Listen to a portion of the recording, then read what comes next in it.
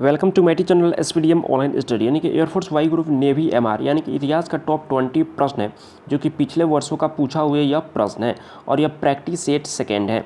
यदि आपने practice set first को नहीं देखें तो इस चैनल के प्लेलिस्ट में जाकर आप ज़रूर देख लीजिएगा, क्योंकि ऐसे ही प्रश्न जो हैं आपके परीक्षा में पूछे जाएंगे। यदि आप इन सारी प्रश्न को कर लेंगे तो आपके एग्जाम में एक भी प्रश्न नहीं छूटेगा जीके जीएस का। तो आइए इस वीडियो को स्टार्ट कर लेते हैं।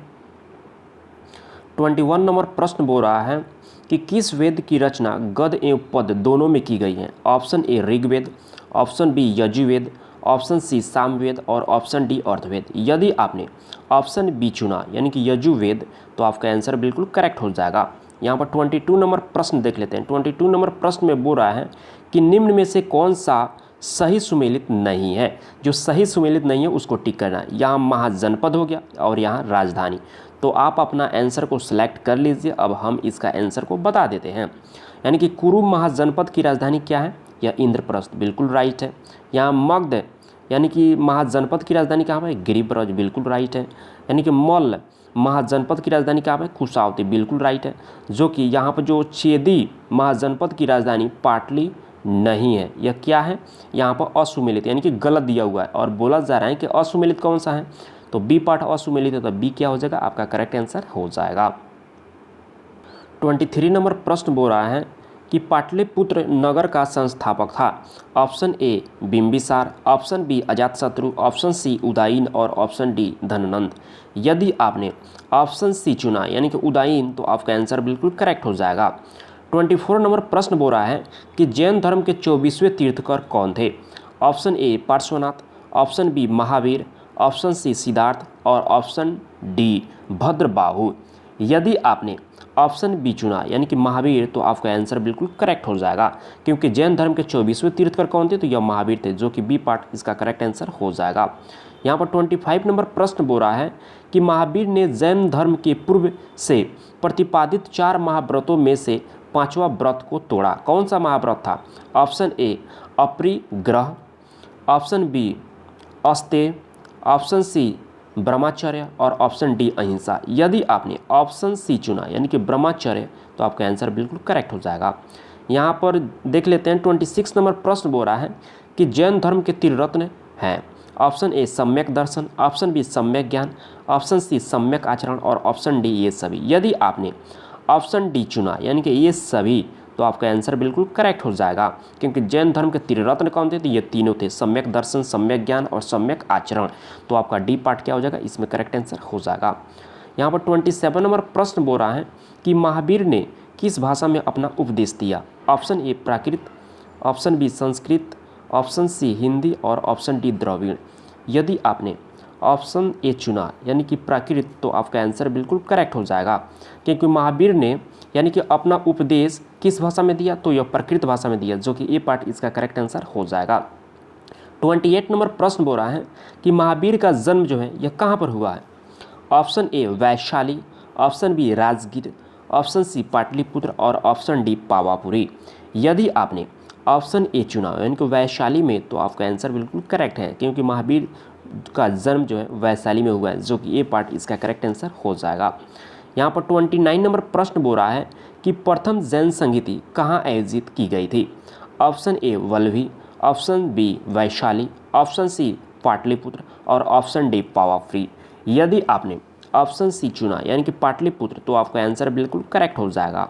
नेक्स्ट क्वेश्चन, यहाँ पर 30 नंबर प्रश्न बोल रहा है कि महात्मा बुद्ध ने अपना पहला उपदेश यह कहाँ दिया। ऑप्शन ए पाटलिपुत्र में, ऑप्शन बी श्रावस्ती में, ऑप्शन सी सारनाथ में और ऑप्शन डी बोधगया में।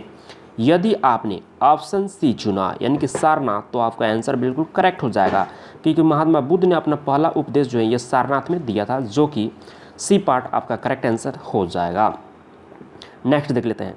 यहाँ पर 31 नंबर प्रश्न बोल रहा है कि महात्मा बुद्ध द्वारा यानी कि प्रथम उपदेश को कहा जाता है, यानी कि महात्मा बुद्ध का जो प्रथम उपदेश था तो उसे क्या कहा गया। ऑप्शन ए यानी कि महापरिनिर्वाण, ऑप्शन बी महाभिनिष्क्रमण, ऑप्शन सी धर्मचक्र प्रवर्तन और ऑप्शन डी ये सभी। यदि आपने ऑप्शन सी चुना यानी कि धर्मचक्र प्रवर्तन तो आपका आंसर बिल्कुल करेक्ट हो जाएगा। नेक्स्ट क्वेश्चन, यहाँ पर 32 नंबर प्रश्न बोल रहा है कि नीचे दी गई यानी कि बौद्ध संगीतियों में कौन सा सुमेलित नहीं है। यहाँ पर बौद्ध संगीति दी हुई है और इनमें से एक ऐसा है जो कि सुमेलित नहीं है। तो आप इसका आंसर सेलेक्ट कर लीजिए। अब इसका आंसर को हम बता देते हैं। यहाँ पर बौद्ध संगीति हैं और यहाँ पर क्या है, शासन है। जैसे प्रथम बौद्ध संगीति का शासक कौन था, अजातशत्रु, बिल्कुल राइट है। यानी कि द्वितीय यानी कि जो बौद्ध संगीति था उसका शासक कौन था, कालाशोक, बिल्कुल राइट है। तृतीय बौद्ध संगीति का शासक कौन था, अशोक था, बिल्कुल राइट है। और चतुर्थ बौद्ध संगीति का शासक जो है हर्षवर्धन, यह नहीं था, जो कि यह सभी से क्या है, गलत है, गलत है। और बोला जा रहा है कि असुमेलित यानी जो सुमेलित नहीं है, तो डी पार्ट सुमेलित नहीं, तो डी क्या हो जाएगा, आपका करेक्ट आंसर इसमें हो जाएगा। यहाँ पर देख लेते हैं 33 नंबर प्रश्न बोल रहा है कि अर्थशास्त्र जो है यह किसकी रचना है। Option A Kautilya, option B Megasthenes, option C Pliny और ऑप्शन डी विशाखादत्त। यदि आपने ऑप्शन ए चुना कौटिल्य तो आपका आंसर बिल्कुल करेक्ट हो जाएगा, क्योंकि अर्थशास्त्र किसकी रचना है, या कौटिल्य की रचना है, जो कि ए पार्ट आपका करेक्ट आंसर हो जाएगा। 34 नंबर प्रश्न बोल रहा है कि अशोक ने यानी कि कलिंग पर कब आक्रमण किया। ऑप्शन ए यानी कि 269 ईस्वी पूर्व, ऑप्शन बी 261 ईसा पूर्व, ऑप्शन सी 324 ईसा पूर्व, ऑप्शन डी 326 ईसा पूर्व। यदि आपने ऑप्शन बी चुना यानी कि 261 ईसा पूर्व तो आपका आंसर बिल्कुल करेक्ट हो जाएगा, क्योंकि अशोक ने कलिंग पर आक्रमण किया था 261 ईसा पूर्व में, जो कि बी पार्ट इसका करेक्ट आंसर हो जाएगा। और हाँ, 20 में आपका क्या स्कोर आता है आप कमेंट बॉक्स में ज़रूर बताइएगा। और यही प्रश्न क्योंकि आपके एग्जाम्स में रिपीट करता है, तो इन सारे को बस आप कर लीजिएगा, आपके एग्जाम्स में एक भी प्रश्न जो है ना छूटेगा, इतना तो दावा है। यहाँ पर 35 नंबर प्रश्न बोल रहा है कि इंडिका जो है यह किसकी रचना है। Option A Megasthenes, option B Ptolemy, option C Pliny और ऑप्शन डी चंद्रगुप्त मौर्य। यदि आपने ऑप्शन ए चुना मेगास्थनीज तो आपका आंसर बिल्कुल करेक्ट हो जाएगा, क्योंकि इंडिका किसकी रचना है, यह है मेगास्थनीज का, जो कि ए पार्ट इसका करेक्ट आंसर हो जाएगा।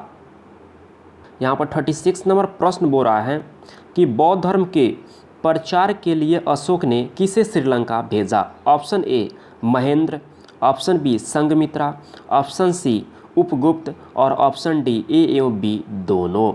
यदि आपने ऑप्शन डी चुना यानी कि ए एवं बी दोनों तो आपका आंसर बिल्कुल करेक्ट हो जाएगा, क्योंकि बौद्ध धर्म के प्रचार प्रसार के लिए यानी कि अशोक ने श्रीलंका किसे भेजा, तो महेंद्र और संघमित्रा, इन दोनों को भेजा, इसलिए आपका करेक्ट आंसर क्या हो जाएगा, डी पार्ट हो जाएगा। 37 नंबर प्रश्न बोल रहा है कि अशोक के शिलालेखों की खोज सर्वप्रथम किसने की। Option A James Prinsep, option B Padre Tieffenthaler और ऑप्शन सी विलियम जोन्स और ऑप्शन डी चार्ल्स विल्किंस। यदि आपने ऑप्शन बी चुना यानी कि पाद्रेटी फैनथेलर तो आपका आंसर बिल्कुल करेक्ट हो जाएगा, क्योंकि अशोक के शिलालेख की सर्वप्रथम खोज जो है पाद्रेटी फैनथेलर के द्वारा की गई, जो कि बी पार्ट आपका करेक्ट आंसर इसमें हो जाएगा। 38 नंबर प्रश्न बोल रहा है कि अशोक के शिलालेख को सर्वप्रथम किसने पढ़ा। Option A James Prinsep, option B Padre Tieffenthaler, option C Williams Jones और ऑप्शन डी इनमें से कोई नहीं। यदि आपने ऑप्शन ए चुना यानी कि जेम्स प्रिंसेप तो आपका आंसर बिल्कुल करेक्ट हो जाएगा, क्योंकि अशोक के शिलालेख को सर्वप्रथम पढ़ने वाला व्यक्ति कौन था, यह जेम्स प्रिंसेप था, जो कि ए पार्ट आपका करेक्ट आंसर हो जाएगा। 39 नंबर प्रश्न बोल रहा है कि सांची के स्तूप का निर्माण जो है किसने करवाया था। Option A Chandragupta Maurya, option B Ashoka, option C Bindusara और ऑप्शन डी चंद्रगुप्त द्वितीय। यदि आपने ऑप्शन बी चुना यानी कि अशोक ने तो आपका आंसर बिल्कुल करेक्ट हो जाएगा, क्योंकि सांची के स्तूप का निर्माण जो है यह किसके द्वारा करवाया गया था, तो अशोक के द्वारा करवाया गया था, जो कि बी पार्ट आपका करेक्ट आंसर हो जाएगा। नेक्स्ट और आज का लास्ट प्रश्न 40 नंबर प्रश्न बोल रहा है कि अशोक के अभिलेख किस लिपि में लिखे गए हैं। Option A Brahmani, option B Kharoshthi, option C Greek एवं अरामेइक और ऑप्शन डी ये सभी। यदि आपने ऑप्शन डी चुना यानी कि ये सभी में तो आपका आंसर बिल्कुल करेक्ट हो जाएगा, क्योंकि अशोक का जो शिलालेख है यह ब्राह्मणी, खरोष्टी, ग्रीक एवं अरामेइक इन तीनों भाषाओं में लिखी गई है इसकी जो अभिलेख है। तो इसलिए आपका कौन सा आंसर करेक्ट हो जाएगा, तो डी पार्ट आपका करेक्ट आंसर हो जाएगा। तो आशा करता हूँ यह वीडियो आपको अच्छा लगा होगा। यदि अच्छा लगा होगा तो लाइक और अपने दोस्तों में ज़रूर शेयर कीजिएगा। यदि आप मेरे चैनल पर न्यू आए हैं तो रेड बटन को प्रेस करके सब्सक्राइब कर लीजिएगा, क्योंकि इस चैनल के माध्यम से आपको बहुत हेल्प मिलेगा। आप खुद एग्ज़ाम्स, यानी कि देखिए आपको हम बस आपको सेट करा रहे हैं, केवल आप इतना यानी कि केवल एक बार इन सारी को देख लीजिए, और जब एग्ज़ाम होगा आपको खुद पता नहीं चलेगा कि सर हम इतना करेक्ट कैसे मार दे रहे हैं। यानी कि इतना तो कन्फर्म है कि आपका स्कोर बहुत हद तक बेहतर होने वाला है। थैंक यू, मिलते हैं नेक्स्ट वीडियो में, तब तक के लिए बाय।